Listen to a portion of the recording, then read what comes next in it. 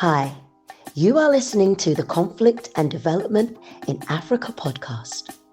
This podcast is for policymakers, governments, researchers, students, businesses, and anyone that is interested in conflict and development issues in Africa.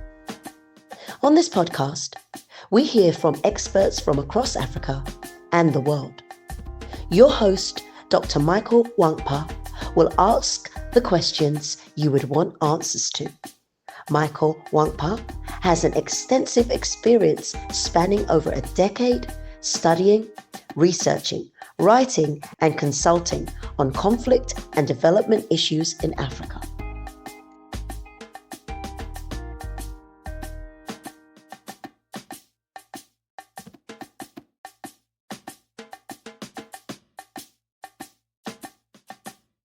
Hello and welcome to another episode of the Conflict and Development in Africa podcast.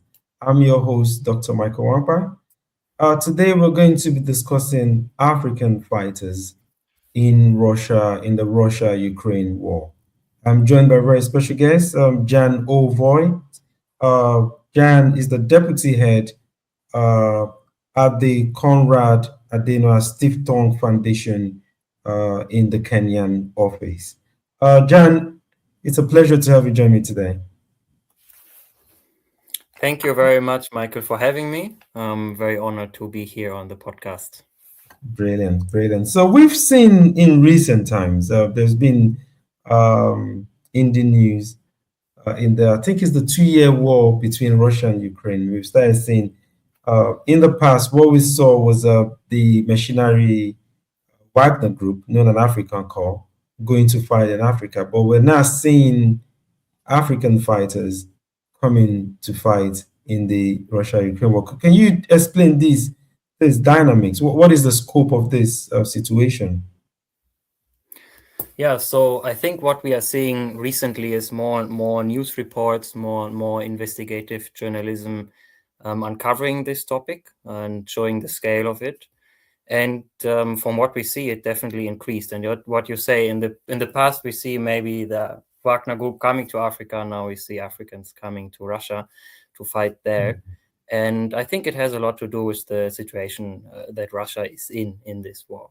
As you know, Russia calls this a special military operation. This is not a war in the terms they are using, and they have been struggling to reach their strategic goals, or even failed to reach their strategic goals, and now stuck in a stalemate with Ukraine now for the fifth year. Fifth year just started, just had the last anniversary yesterday. So they are stuck in this war and the casualties are mounting. They have trouble mobilizing enough people in their own country to volunteer to fight in Ukraine. And that's why Russia is seeking people outside of their borders to find new fighters to fight in their war. Just to maybe give a little bit of context and a bit of a perspective, so far we have definitely with names, IDs, and those things confirmed over 200,000 people on the Russian side who have been killed in the war, soldiers. With casualties, of course, much higher, over 1 million already in the course of the war. Last year, 2025, was the year with the highest rate of casualties for the Russian army in Ukraine. And this just shows you how high amounts of manpower are needed for Russia to keep up their abysmal slow progress they are making in Ukraine. There have been no major strategic or tactical victories for Russia for a long time. They right now occupy less territory than they have occupied in March 2022, just after they started this war. So we see Russia increasingly desperate for manpower. We see that what they have done in their own country ceases to work. The prisons are empty. They've recruited all the prisoners they can. They've recruited all the patriots who joined voluntarily. They have mobilized one time, and as a result, many young Russians fled the country to avoid the draft. and sources of manpowers are ending, and it's increasingly difficult for Russia to mobilize their own people to fight this war. Casualties per month amount to approximately 30,000 people on the Russian side. Recruitment 2024 was a bit higher. They managed to recruit more than 30,000 people, a little bit more than their casualty rate, so they could bolster up their army.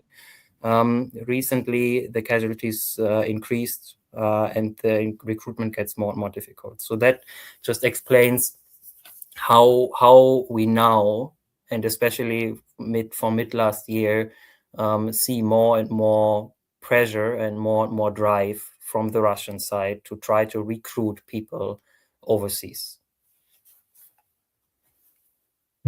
So if you look at so when those wars started, before I come to the scale and to the character of the African fighters in there, let's talk about Africa itself, Africa's position. So Africans usually have in this, I think, a non-aligned position in this fight. So if you look at that, would we say is the number of African fighters now fighting, are they skewed towards Russia?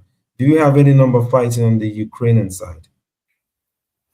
So I don't have official numbers how many are on the Ukrainian side, and we also don't have official numbers how many are fighting on the Russian side. I think it's a very difficult assessment to make. Last year, we heard from the Ukrainian Foreign Ministry that they identified about 1,400 fighters fighting on the Russian side. But those were ones who were definitively identified. So the real number would be higher than that. We heard reports from Kenya where they estimated about 200 fighters.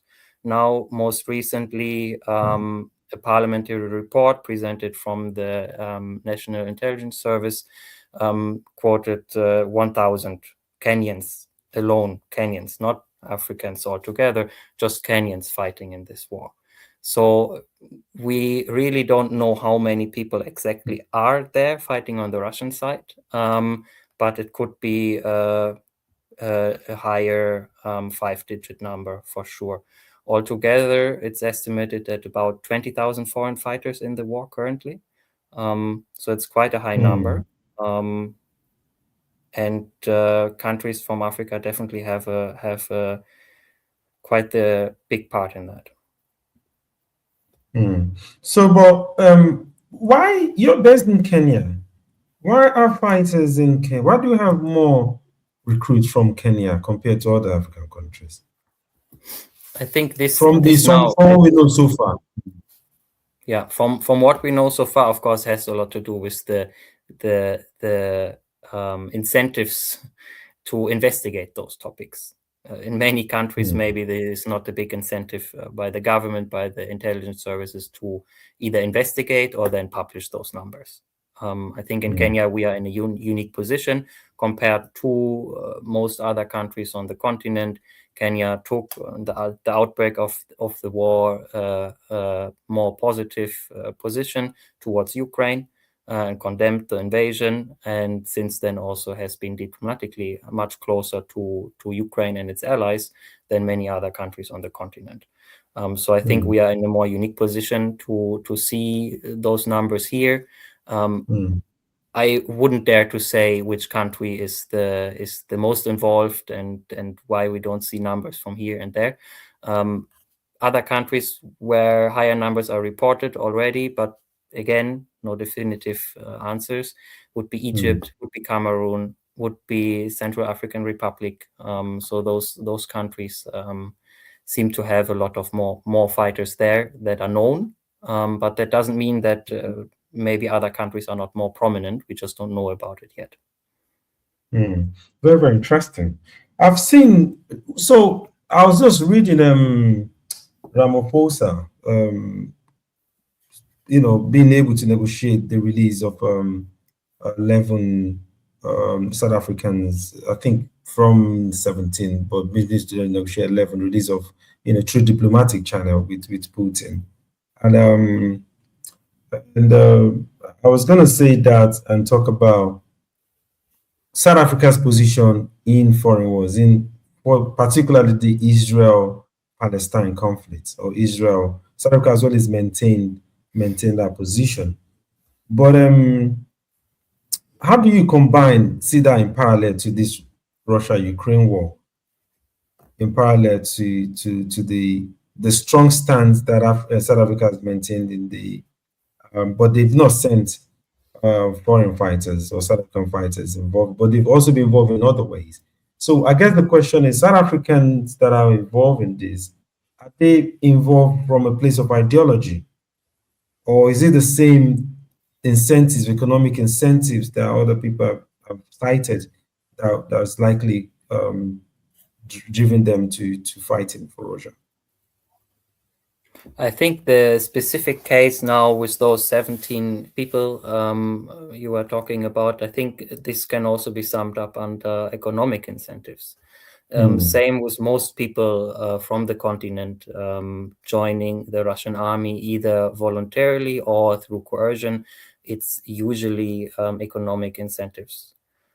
Even though countries maybe like South Africa and also others on the continent have historically good and deep connections with Russia, with Moscow, Soviet Union before that, there doesn't seem to be strong ideological reasons for those people to go there. It's really about economic situation in their home countries, not being able to sustain their family, not being able to find a well-paying job or a job at all, and then being lured by offers of either scholarships, studying in Russia, working in Russia as a skilled worker, something like that, and then being coerced in Russia or tricked into joining the military. Many already know that they will serve in some sort of security area, but they don't know that they will go to the military to fight on the front lines. So I think it's mainly economic reasons for them to go.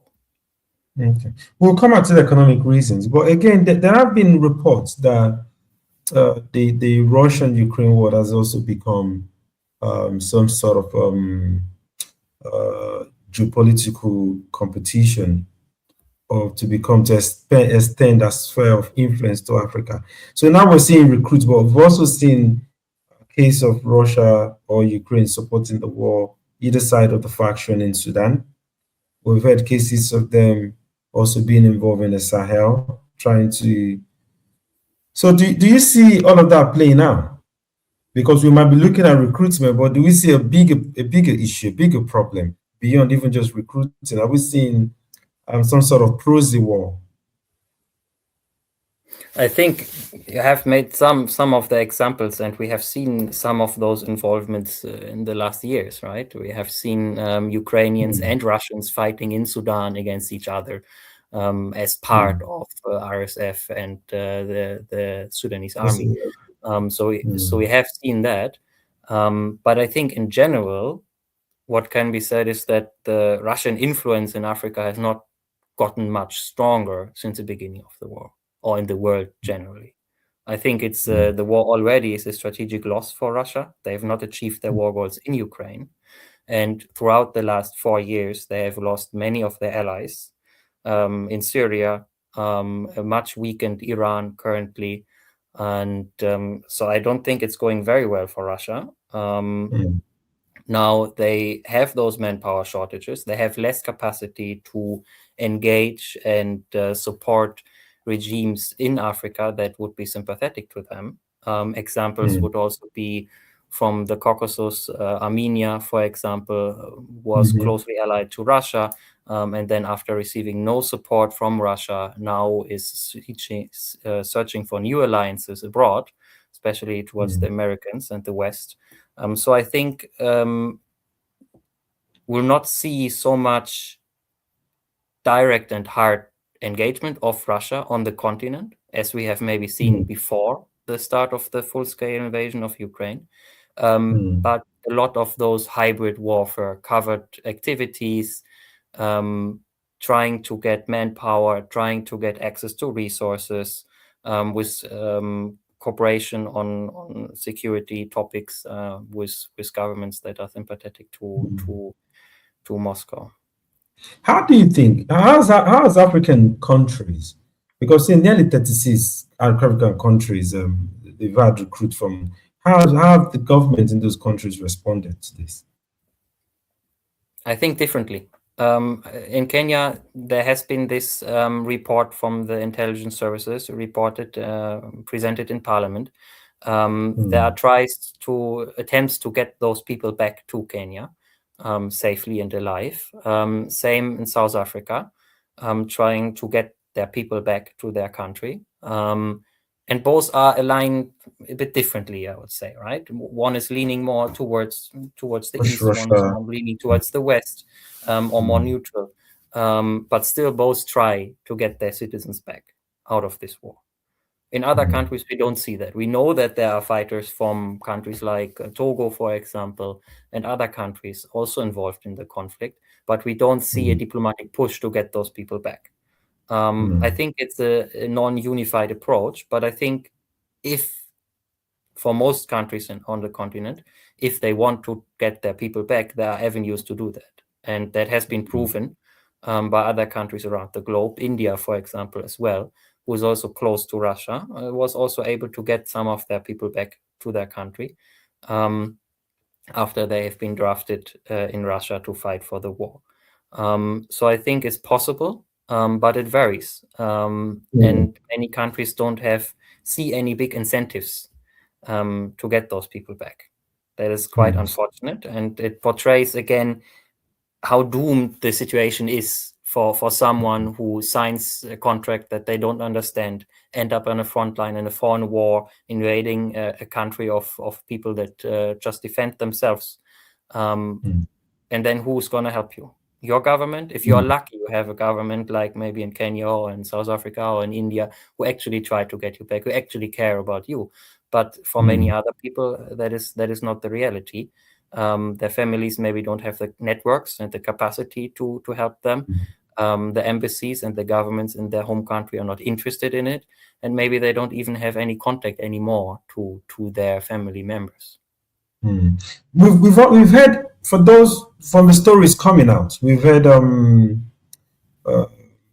lack of adequate training for some of these African fighters. We've heard issues of discrimination, racism, and lack of equipment, and also just becoming like a human bomb, like suicide bomb, to wear suicide bombs. How true are these stories? Well, I think from the beginning of the war, we have seen such tactics being employed by the Russian military. And if you look back in time, you've seen those kind of tactics being employed in many of Russia's conflicts. Be that in the Second World War, be that in the conflicts in Chechnya, for example. I think there is a general attitude of a disregard for human life in the Russian military. It doesn't count a lot. Even the life of the fellow Russian citizens don't count a lot. We have seen the methods that were used to deploy those prisoner fighters that Russia had been recruiting from their own prisons across the country. And now we see that with foreign fighters as well. You can see the videos. Many, of course, it's difficult to validate if everything on that is correct. It's of course also difficult to validate if a prisoner of war who sits in a Ukrainian prison is telling absolutely the truth, and that there is no push towards saying certain things and don't saying other things. But what we can see is from people who actually return to their home country that they confirm all of those reports. So I think we are in a position where we can say most of it is likely true. And those Russian war crimes towards Ukrainians are also well documented. Those are things that are just giving us the general context and the setting in which it's difficult to doubt that there is no that there is racism, that there is sending those people are sent without training, in suicide attacks, into the meat grinder, just as disposable humans, to capture position and advance Russia's invasion of Ukraine another 2 or 3 meters towards Kiev. So yeah, it's a very bleak situation, and I think it's extensively documented. You mentioned wars in the past. You mentioned the Russia and Chechen war, but again, we've also seen, especially World War II or even World War One, we've seen where the African fighters, African soldiers, were involved in the war, very were instrumental to the Allied forces of victory, and we've seen. How does this compare to that era, to that time? And also, I was going to ask, it the African fighters of those times were not. I don't know how were they recognized the role that they played in that time. So how would you compare this? Because I think these were like soldiers, African soldiers that were going fighting on the side of the former European colonial masters at the former level. How does that compare to this? Well, I'm not an expert on the involvement of from that time colonial soldiers in the armies of France or Britain. I'm not sure that in the Russian army or in the Soviet army there were any. I don't know about that. But certainly one of the differences I would see now is that these people who are sent there to the front lines right now, those are not soldiers, right? They are recruited through economic incentives, through coercion, giving minimal training, basic equipment, and then they are sent to die there. And that is the purpose. In no prisoner exchange, Russia has ever said that they want any of those people back who have been taken prisoner by Ukraine. They are worth not a lot or nothing at all to the Russian military and just used as cannon fodder. Now, on the other side, I think the contributions of people from the former colonies of Britain and France, I think there have not been a lot of recognition of the contribution of those people in the Second World War and the First World War. But it's being discussed, and those people generally, as far as I'm aware, and I invite everyone to correct me if I'm wrong on that, they were part of their armies, their standing armies, right? They were soldiers by profession. So I think there is some sort of a difference, but let me say again, I'm not an expert on that, the history there, so take it with a grain of salt from me. Yeah, I agree with, and I agree with the differences or the similarities that you've pointed out. That I don't think that is something that's debatable. But you mentioned something earlier on. You mentioned the lack of opportunities in Africa. And Africa has the youngest youth population, is a teeming youth population. But this population, which can be seen as a prospect, is unfortunately weaponized and used in this case to fight a foreign war. So how much role do you think, I know you mentioned that, but if you can expand on it, do you think the economic situations in many of these countries in Africa for the youth in terms of social mobility, in terms of economic opportunity, how much do you think that is contributing to the situation? Do you think if there was a better economic opportunity, if there was a better social welfare and all of that it would have been difficult to lure these people? Do you agree?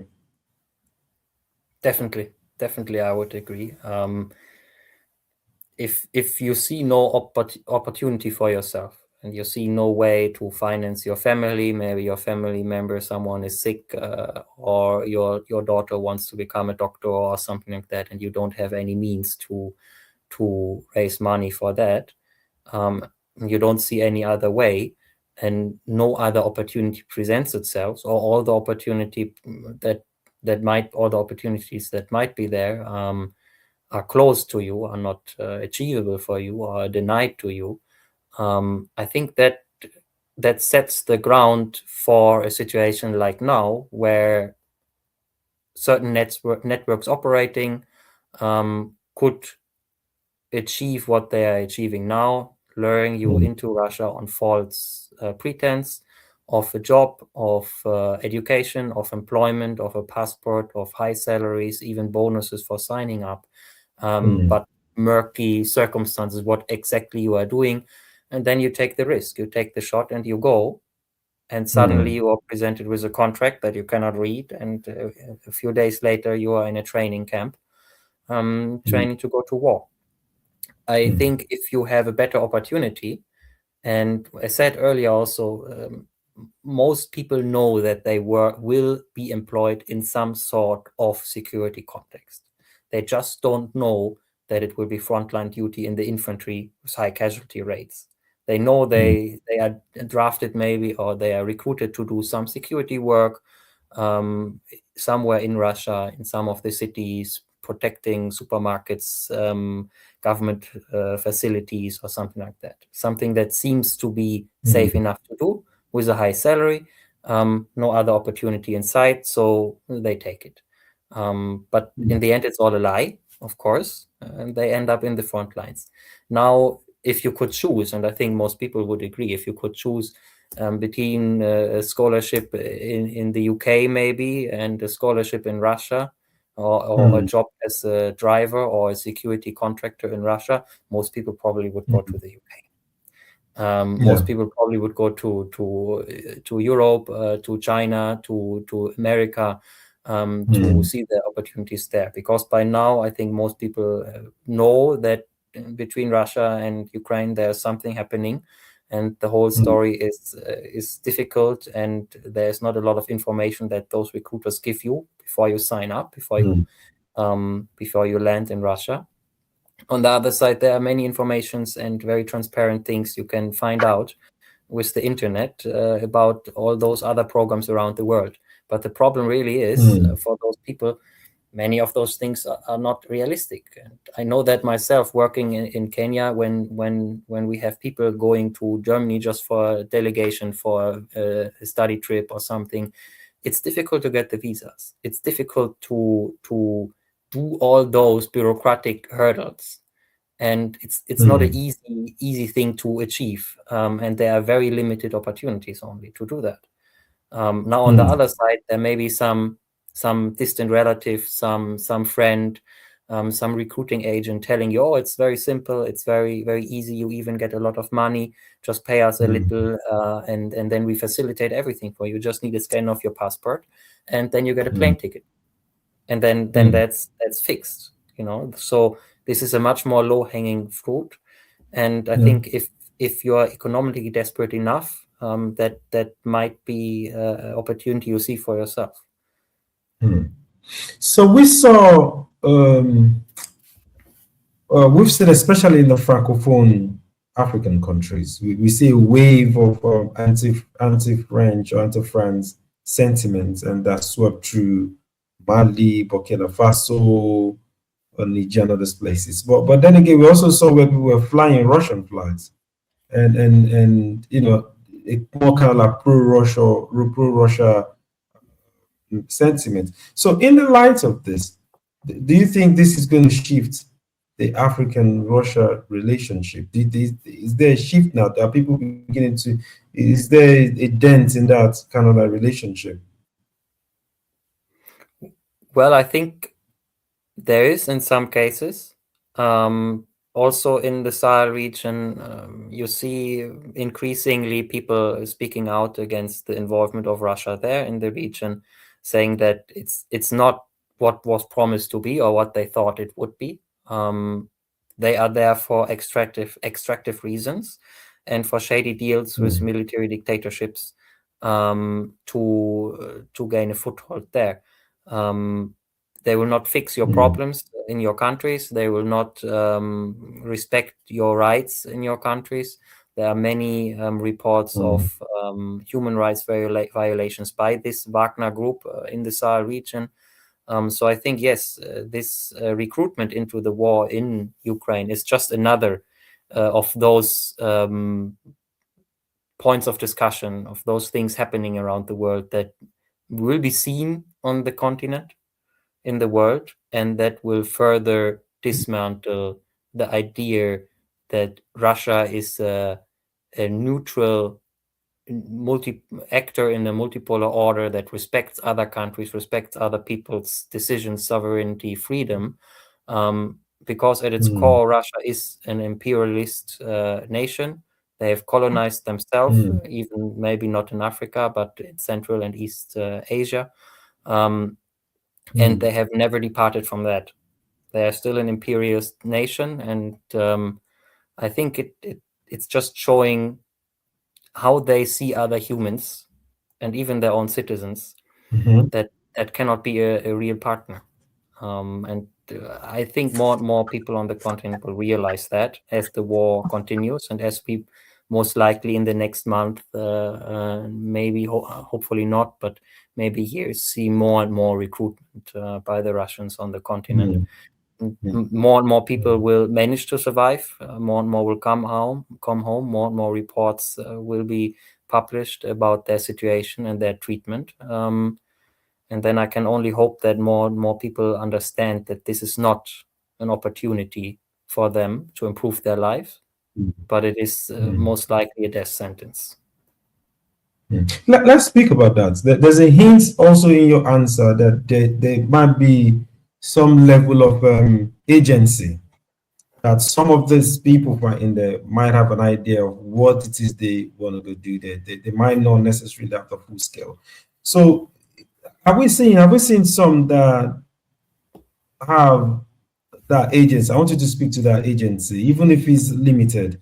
Are there some that are going in as missionaries? Are there some that's going, with some greater sense of what they're going to do? It has or are they just largely caught up in that web of economy, that fraudulent, economic incentive, or what is it? Do we have some, even if it's limited, number of people that are going in there as missionaries, knowing exactly what they're going to do? Because I've seen video of someone gloating about the life they're living in there, and what they're enjoying. So are these pure mere propaganda, or are they real? Are they genuine? Well, I'm sure there are many who profit from that. Definitely first recruiters on the continent, right? Not all of them are Russians or other nationals. Many are also citizens of the countries they are operating in. So they profit. Of course, they have an interest in that. And they are complicit in those schemes. But then there are also, like you mentioned, some people bloating about how much salaries they get and how nice it is there in Russia, how many opportunities there are. They are also complicit in it, and I'm sure they are there. Not all, maybe some might be pressured into saying those things, but I'm sure there are also some where it's authentic, and they are tools for propaganda by the Russians. There's no doubt about that. Besides that, there are also people who go there to fight, who are mercenaries. Of course, it's not all people being coerced and lied to, and not all of them. And I think quite a number of them know that the situation they are getting into might not be so clear and so safe and so straightforward as they are led to believe. The problem then is questioning that and having opportunity to say, okay, now I'm bailing out of that. It's not really what I'm looking for. But then again, the economic incentives and the economic situation is a big part. And you have many different people ending up there with many different avenues. You have students whose visa is expiring, who are then collected and set the contract in front of them, and then they are forced to sign it, because if they don't sign it, they will be kept in police custody and deported from the country. But they want to finish their studies in Russia. So they are signing. Same with workers who might be there legally and then commit some small offense or maybe some made up offense. People who are there illegally, of course, are the most exposed. And many of those people, they don't know anything. They get the contract. They cannot read the Russian language in many cases, and they are forced to sign. But there are also those ones who are directly recruited here, on the continent, often under false pretenses, but often also under the assumption that there would be some security worker working in Russia. But then I think you need to also ask yourself, is that really what I'm going to do? They are fighting a war right now. Maybe you look into the news, even of your country. In many countries across Africa, you can find those kind of news reports. And then you need to ask yourself, is that really the full story? Before I come to the last question, let me also make another important comparison. Let me compare it to the general migration and migration issue, legal migration, forced migration in Europe, for instance, following the crisis in 2015. And then we've seen the boat crisis in the UK between France and stuff. And I think in Germany as well, Germany had a much more liberal approach to the migration issue. It's tightening up now in terms of illegal migration and that. So if we're looking at all of that migration from Africa, and let's focus on Africa and looking at this luring stuff. I look at generally also America, Trump's America with the wall and the border and all of that stuff. How do we tie this within the broader issue of migration crisis?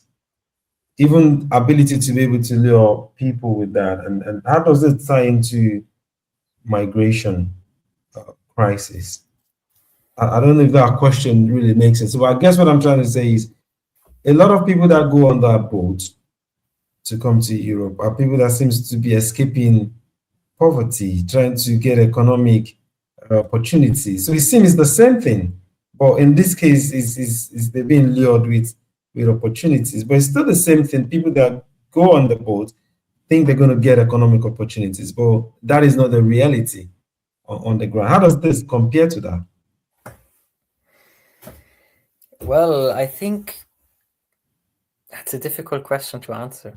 It's it seems to be a lack of information, a lack of access to information, and then a lack of understanding what are the implications of those informations.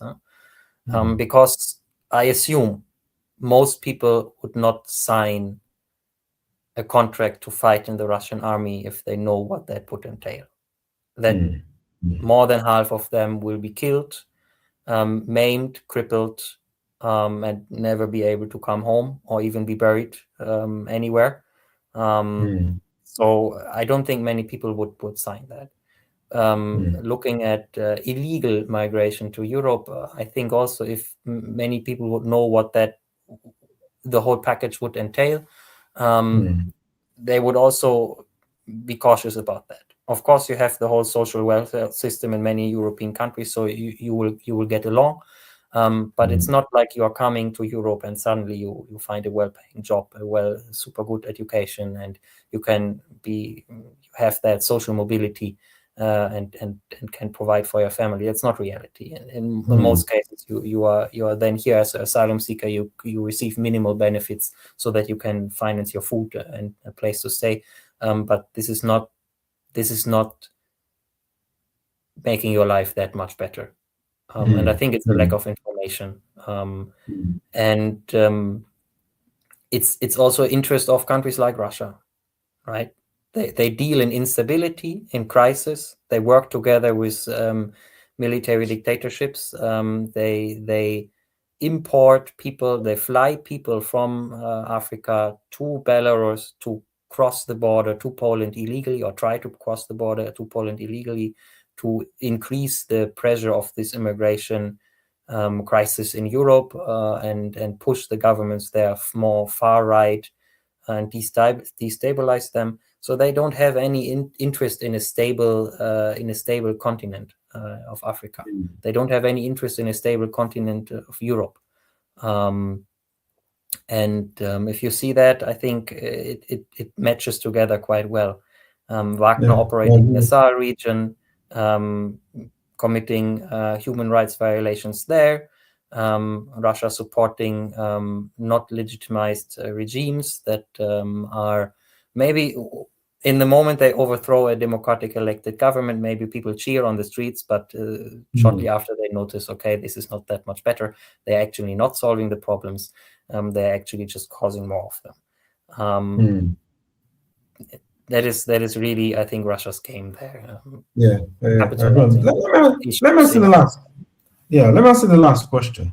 What do you think will be the short, medium, long-term solution? So we've seen individual governments, but should there be a collective response from, let's say, the African Union? How do you think the governments in Africa can stem such deceitful or even stem those kind of migration? What can be done from what perspective? Is it going to be from an economic perspective? Or what should be done? I think information to inform citizens of your country about what happens if you sign such contracts, if you engage in that kind of activity there. That can help a lot educating people, right? If that information is readily and easily available in your own language, maybe in your own tribal language, not only in English, French, and Portuguese or something, but in your own language as well. Dispersing that as much as possible in the countries. Economic incentives, I think it's difficult because neither can Kenya, for example, just produce 1 million new jobs every year because they decided to do so. Nor could in Europe or in Canada someone say, okay, we have now 500,000 jobs for people from sub-Saharan Africa, just come here. It's not realistic. We both know that this you cannot really solve that with a signing a new policy or speech at the AU or something. But from politics, I think what can also be done is what we have seen is that many governments can be successful getting their citizens back from Russia or from them being deployed in Ukraine if they demand that of Russia. I don't think Russia is in a very strong diplomatic position right now to refuse a lot of that.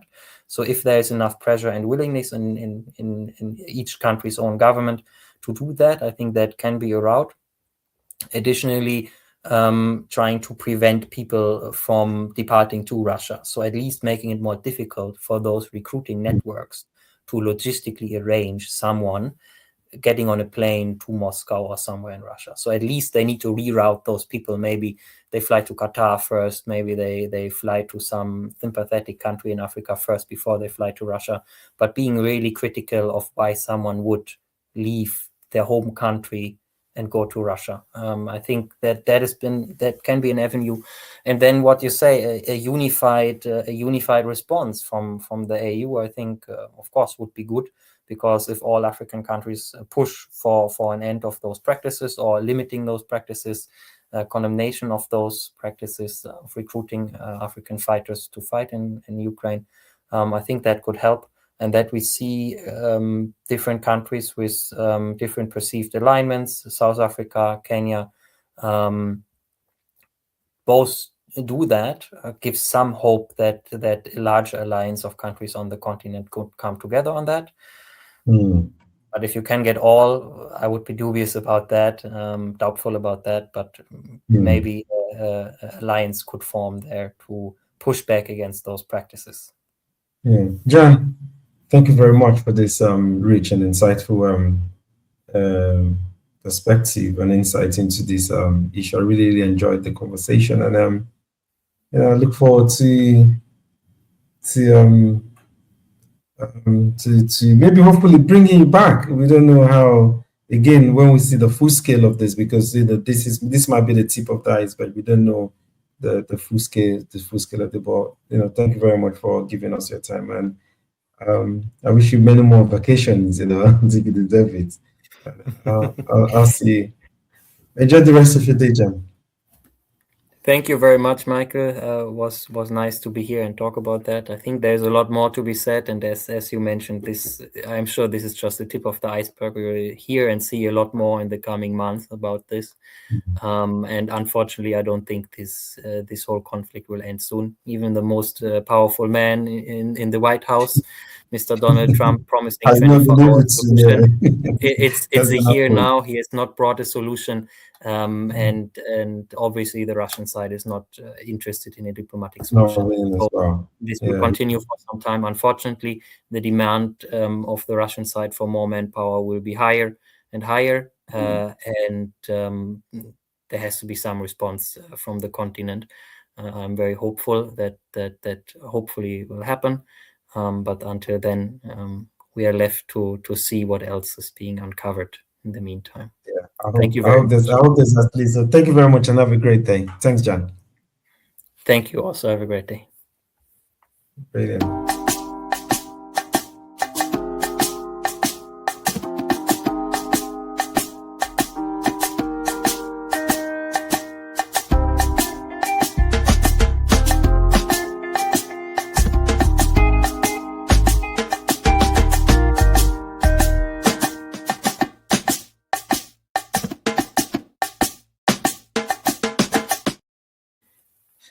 Thank you for tuning in today to this wonderful episode with Jan Ole Voss.